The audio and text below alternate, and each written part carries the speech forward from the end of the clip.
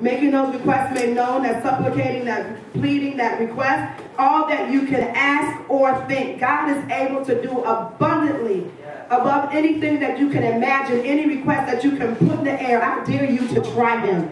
I dare you to try him and to make a request. I challenge you to try him and see will he do what he said he would do.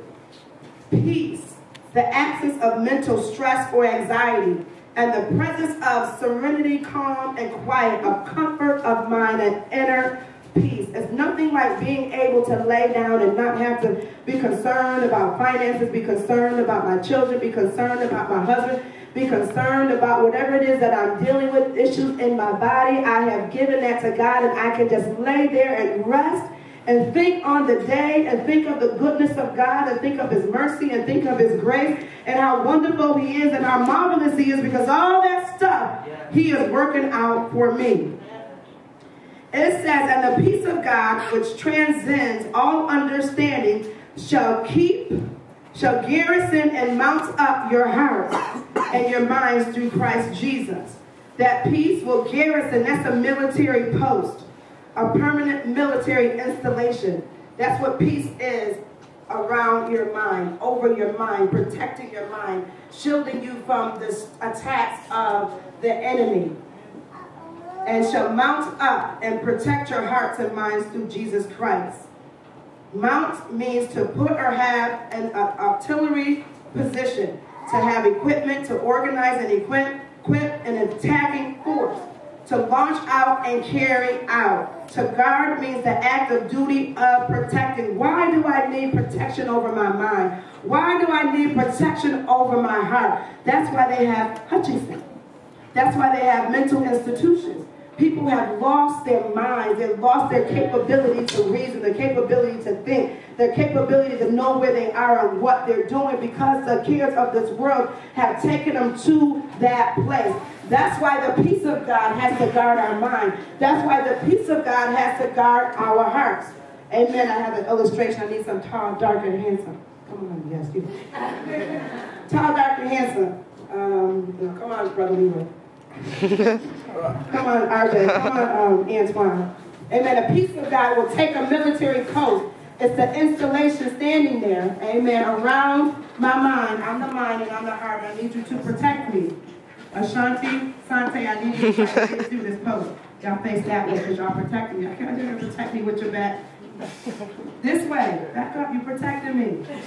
Amen. You trying to get through. Come on, trying to get through. This is God protecting my mind from the attacks of the enemy. Protecting my mind from finances. Protecting my mind from the issues with my children and issues on my job. This is what God is doing. Protecting my mind and my heart. Amen. That's what that does. That's what God does.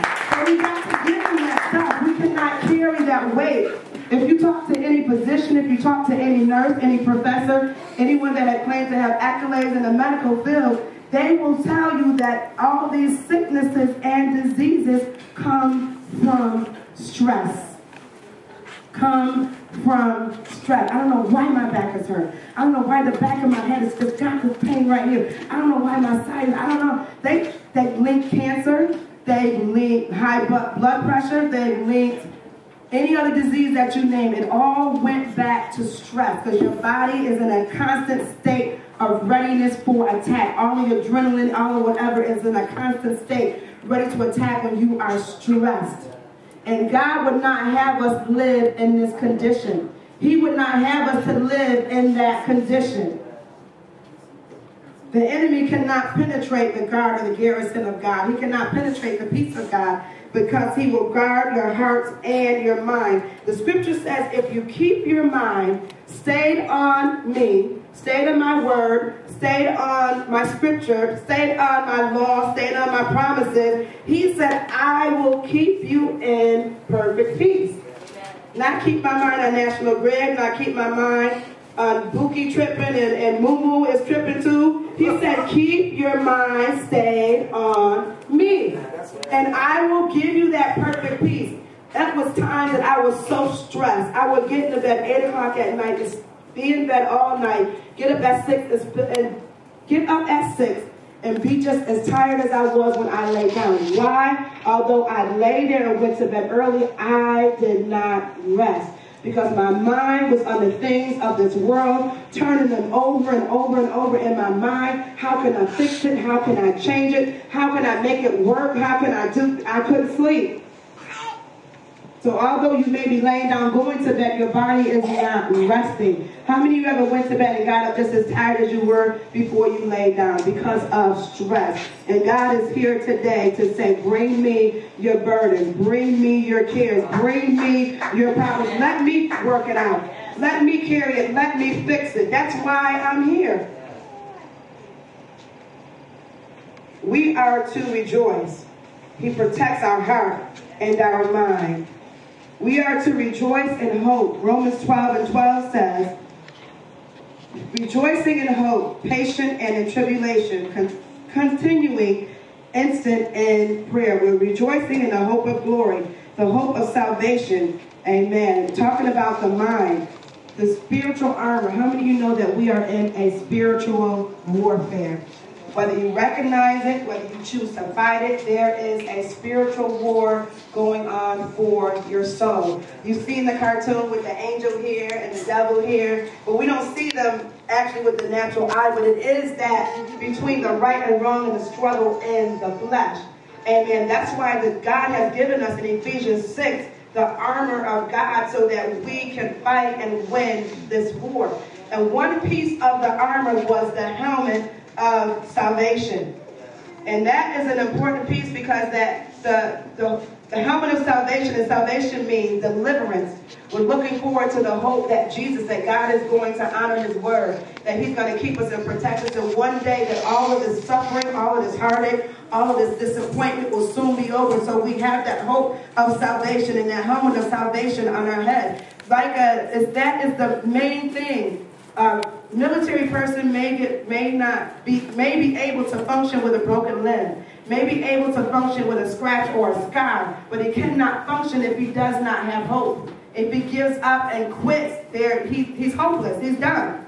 So we have the helmet of salvation, and we're hoping for Christ. We're trusting that God is going to come and get us. But while we're here, he's going to deliver us from whatever we are dealing with. And one piece of armor, another piece of armor, is the breastplate of righteousness. That breastplate covers the heart. And that righteousness means doing what is right. Now, it's one thing to be persecuted for righteousness' sake. It's another thing to be persecuted because you know you out there doing things you don't have no business doing. Amen. If you out there gangbanging and getting high and whoremongering and robbing and beating folks upside the head and po come and get you, don't go, no. Because there's consequences for everything that you do.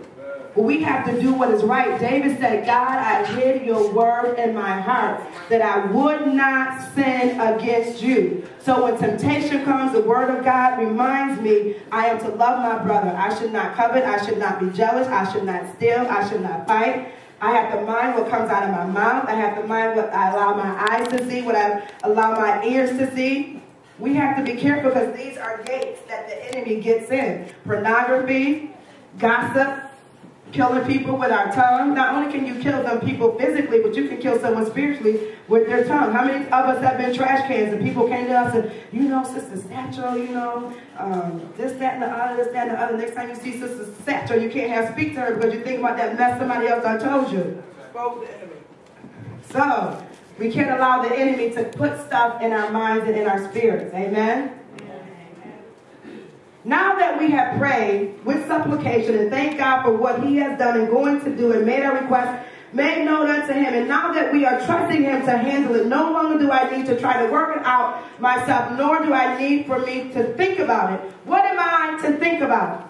What am I to fill my mind with? There's no more trouble, no more situation because I've given it all to God. What am I to think about? Verse 8 says, finally, my brethren, whatsoever things are true, whatsoever things are honest, whatsoever things are just, whatsoever things are pure, whatsoever things are lovely, whatsoever things are of good report, if there be any virtue, if there be any praise, think on these things. That sounds too easy. Doesn't it sound too easy, Ishmael?